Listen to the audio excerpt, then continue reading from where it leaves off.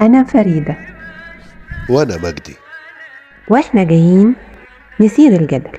ونناقش حكاوي من جوه كل بيت.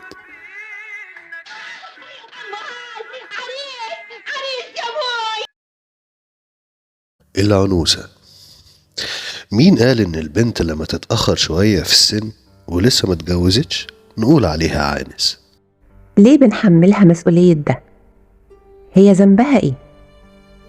في عوامل وظروف كتير في مجتمعنا هي المسؤولة عن ده، منها وأهمها البطالة، أو تمسك الأهل بالمهر الكبير والشبكة الغالية اللي لازم تكون مش عارف كام جرام، زي بنت خالتها وبنت عمتها وبنت الجيران.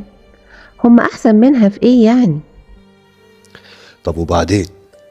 والنتيجة ظلم للبنت وللشاب، لا هو قادر يتجوز ويجيب شقة بالشيء الفلاني، ولا قادر يوفي طلبات الأهل عشان يبقى قد المقام، ولا البنت عارفة تتجوز وتكون أسرة وبيت وأطفال ومستقبل. طب نعمل إيه عشان نحل مشكلة العنوسة في بيوتنا؟ شاركونا برأيكم في الكومنتس.